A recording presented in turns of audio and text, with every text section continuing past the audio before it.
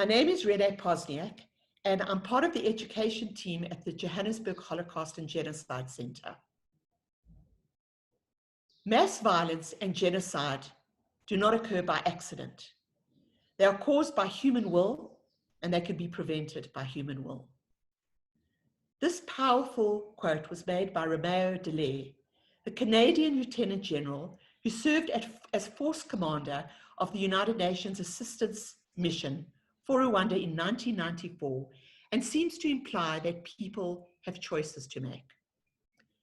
The Johannesburg Holocaust and Genocide Center is an educational space that looks at human behavior under certain circumstances, the consequences, and the choices that people make. In order to break down the sheer scale of a genocide, it's very useful to break people down into different categories. And through their personal stories, we are able to better access an understanding of this genocide, as well as promote empathy for the victims. Turning first to the perpetrators, who were they? They came from the Hutu majority. They were young, extreme militants who were involved in perpetrating the mass murder of the Tutsi. Even the mass media acted as perpetrators. If you look at RTLM radio, they referred to the Tutsi as cockroaches and snakes, and even read out long lists of Tutsi names of those that needed to be murdered.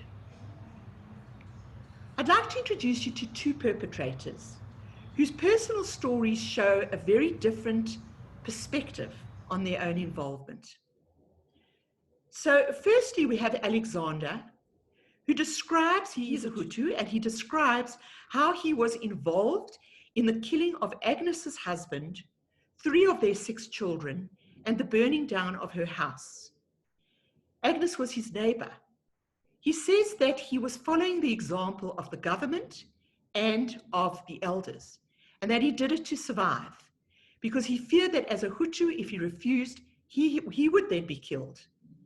He is showing his remorse today by helping her to rebuild her house.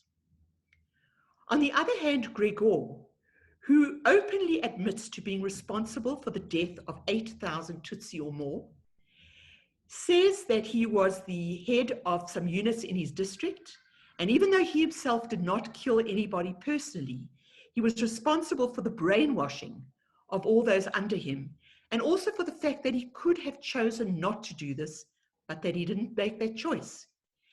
He says that he's got nobody to blame, and he considers sin to be personal. He received a life sentence and is sitting in prison as we speak. What this shows is that perpetrators are not all the same. They made different choices and had different consequences. But what it also shows us is an insight into this particular genocide, where neighbor turned against neighbor and friends became enemies. When it comes to the testimonies of survivors and victims, unfortunately, there are many, many sad ones. Fifi, for example, who was only 10 at the time, tells of how her mother was betrayed by some nuns who had undertaken to hide and shelter her. And she describes how she watched the Interahamwe cruelly and slowly murder her mother. And even though she was later rescued by the father of some family friends, she has not been able to forgive the betrayal of the nuns. If we go back to Agnes, who we've already met, and we listen to her telling the story of watching her husband be killed, 3 of her 6 children, her house burning down, she also adds something that we didn't know before, and that she tells that during this incident, she was brutally raped, and that today she lives with the shame of that rape. She has allowed herself to forgive Alexander and is allowing him to rebuild her home. She is more forgiving than Fifi. This also shows us that even forgiveness is a choice. Victims and survivors do not all fall as well neatly into one box. There is this wonderful story about two upstanders or rescuers.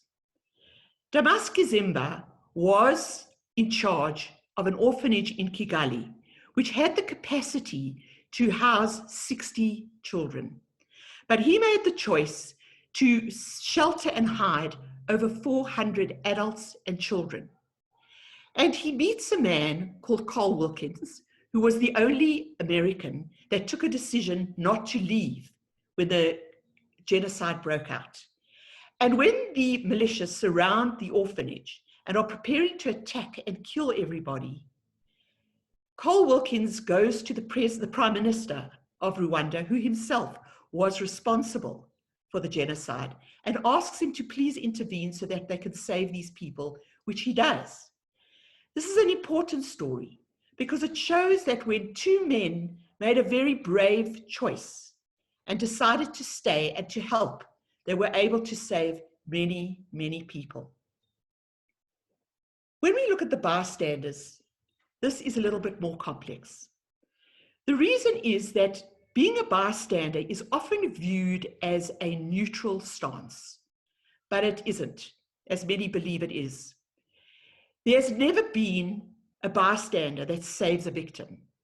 And in fact, by standing by and watching an injustice happen and not getting involved is the same as giving permission for the killing to continue.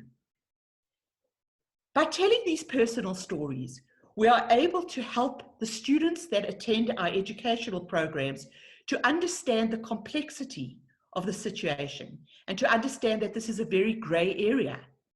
The question often arises as to whether these people should be referred to as bystanders, or maybe they should be referred to as collaborators or even perpetrators. If we take a look at the response around the world, some of it, after the genocide, we can maybe get a better understanding. Kofi Annan, for example, who was the Under-Secretary General for Peacekeeping Operations of the United Nations at the time of the genocide, has expressed deep remorse and acknowledged that the United Nations' lack of support was a systematic failure of the United Nations. Internationally, President Clinton, for example, who was the president of the time of America, says that it's one of the biggest regrets of his presidency that he didn't declare this a genocide earlier. We here in South Africa, as individuals and as a country, also need to take some responsibility. In April 1994, at the time of this genocide, we were involved euphorically in our own first democratic election and gave Rwanda a miss. We did not give our support like we should have. I think that it's quite important to take a brief look at the Catholic Church, the role of the Catholic Church. They were the biggest church and they had very close ties to the government. When you think about a church, you think about a place of serenity, of safety, of peace, certainly not a place you would expect to be attacked. Sylvester, who is a Tutsi survivor, tells how they were encouraged as Tutsis to seek refuge in the churches. But he says it was a trick because they were brutally attacked by the Hutus and many, many died there. Should the church also not be considered as a perpetrator? In fact, in 2017, only 3 years ago, Pope Francis asks for forgiveness for the role that the church played in the genocide. It's important to note also that this was not an official apology from the Catholic Church itself. There was one final choice that needed to be made by the Rwandan people themselves.